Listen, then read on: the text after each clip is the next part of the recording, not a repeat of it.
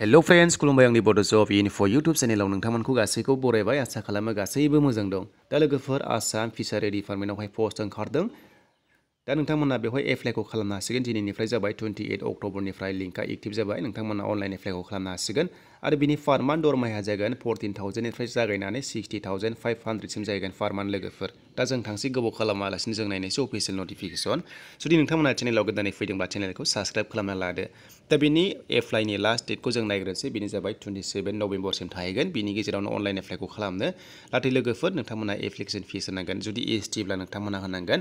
SC ST ओबिसि एमअबिसिब्ला नोंथांमोना बेवहाय 150 होनांगोन आरो जेनेरेलावबा नोंथांमोना बा इडब्लिउएसब्ला नोंथांमोना 250 पे खालामनांगोन नाथाय बिपिएल बा पिडब्लिउडि नोंथांमोना केन्डिडेटब्ला बेवहाय पे खालामनाङा लोगोफोर नोंथांमोना एप्लिकेशन फिसआ निल जागोन दा जों नायनोसै बेवहाय नेम अफ दा पस्टखौ जों नायनोसै दा बेवहाय जोङो नेम अफ दा पस्टखौ नायोबा लोगोफोर बे अफिशियेल नटिफिकेशना फैदोंमोन एपिएससिनिफ्राय फैदों आरो एपिएससियाव नोंथांमोना एप्लाइखौ खालामनांगोन दा बेनि नेम अफ दा पस्टआ जाहैबाय नै लोगोफोर बेनो जाबाय जुनियर इन्जिनियार सिभिल जागोन लोगोफोर आन्डार फिसारि डिपार्टमेन्ट दा बेवहाय टटेल पस्टआ दङ गासै 18 दङ आरो बेवहाय गासैबो कास्टनानो एप्लाइखौ खालामनो हागोन बेनिफ्राय हौवासाफोर हिन्जावसाफोर गासैबो एप्लाइखौ खालामनो हागोन दा फिजिकेल फेखौ नायोब्ला बेवहाय मोनबावबाय जों नायबावनोसै बेनो जाबाय 14 निफ्राय लानानै 60,500 आरो लोगोसे ग्रेड फिया जाबाय 8,700 पार मान्थ नोंथांमोना बेखौ एप्लाइ खालामोब्ला क्राइटेरिया नोंथांमोना आसामनि जाथारनांगोन आरो लोगोसे नोंथांमोनाहाय पिआरसि थानाय जानांगोन दा मिनिमाम क्वालिफिकेसन नायोब्ला नै बेवहायनो दङ लोगोफोर बेनो जाबाय सिभिल